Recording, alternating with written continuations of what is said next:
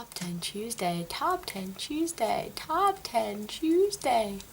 Hey guys, the Top 10 Tuesday for this week is Top 10 favourite beginnings/endings in books. So naturally I'm going to start with my favourite beginnings. Daughter of Smoke and Bone by Laini Taylor. This one was good in the beginning due to the fact that it was quite mysterious. A lot of things were left unsaid and some things weren't actually truly obvious what their meanings were, and you only got to understand what was going on later on in the book. And I found that progression from the beginning to be extremely enthralling, and it made me actually want to read on as the characters as well at the beginning. Well, you didn't really know much about them, but they still had that mysterious element to them that made you want to read on and find more about them. The Darkest Minds by Alexandra Bracken. I absolutely love the beginning of this. I felt myself captivated from the first page, and this was more in the plot line, in the way that at the beginning they're all in some concentration camp and you're not quite sure what's going on and you're not quite sure how anything's going to happen and how they're going to escape, and it's just one of those really action-packed beginnings that literally just throws you into the middle of some great big drama that's going on. A Fraction of the Whole by Steve Toltz. Now this basically revolves around a man who is recalling his stories whilst in prison and how he got there. The fact that he starts off in a prison, first of all, gets you thinking, how did he get there in the first place? And that's what makes you read on to the rest of the book to actually figure out how it happened, who's involved, and it actually goes a lot deeper than that at the beginning as it goes into his childhood and things like that, and it's actually really interesting to read, and although it may sound a bit depressing, it's actually quite funny at times. Oryx and Crake by Margaret Atwood. Now, the beginning of this was the most refreshing beginning that I have ever read, and I think I've said that before in a video. It's a dystopian novel, and I had never read any dystopian that started off like this. The beginning of the book started right in the middle of all the action, and it didn't start off like a normal dystopia book.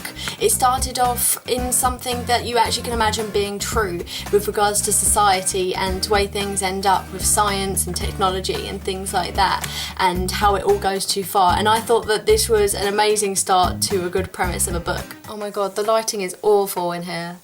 Only Human by Tom Holt. This is one of my favourite beginnings of a book ever. It starts off with Kevin Christ, who is God's begotten son, and he's got a brother called Jay, surprisingly enough, and I just thought that it was the funniest beginning of a book that I've ever read, in almost a satirical way, I believe. It basically revolves around God and Jesus going on vacation to go fishing, and they leave Kevin to look after heaven, but he's not allowed to touch the machine that controls the world, but lo and behold, he goes and does it. But the beginning is absolutely incredible. And last but not least, on to the 5 endings, starting with Fahrenheit 451. Now, I really don't want to say what happens in the end because of the fact that it is kind of a spoiler how it all turns out.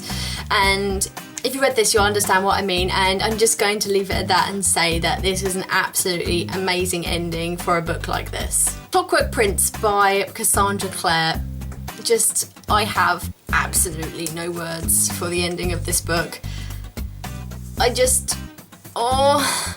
I don't cry in books, as a lot of you know, but I was so close to crying that it is unreal, and I'm starting to well up at the moment thinking about it. Throughout the book, you get so much emotional attachment that at the end of the book, when the final crux happens, it just all builds up and it all comes into one final ending, and it's just too much to handle. I have a feeling when I read Clockwork Princess, which is going to be soon, I am going to be crying hysterically, and I am not looking forward to that. But despite the fact that this book almost made me cry, I'd still say it was an absolutely amazing ending. The Host by Stephenie Meyer. This ending was incredible because it just wasn't expected.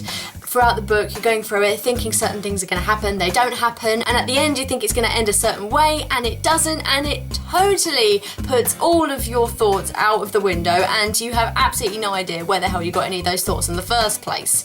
It just blew my mind how it ended. Insurgent by Veronica Roth. As many of you know, I really didn't like Insurgent, and I could go along the lines of, oh, I liked the end of Insurgent because of the fact that it was the end, and I couldn't wait to finish it. But no, I like the end because of the fact that it leads you on to the next book. I like the way that it makes your anticipation for the next book grow, and it makes you excited, and it makes you wonder and have all these questions about what's going to happen. It makes you question how, why, what, when, who. It makes you question what you think is actually going to happen compared to what somebody else is going to happen. I think that ending was such a massive talking point that it just became a brilliant ending in itself. The Night Circus by Erin Morgenstern. This book, like The Host, was one of those books that at the end you didn't think what happened was what was going to happen, and it wasn't predictable whatsoever. Admittedly, it was a tiny bit confusing, but I think the amazingness of the book as a whole totally made up for the little bit of confusion, slight bit of confusion at the end. I'm talking in riddles with all of these books as well, because obviously I don't want to give away too much, so I'm being very, very vague.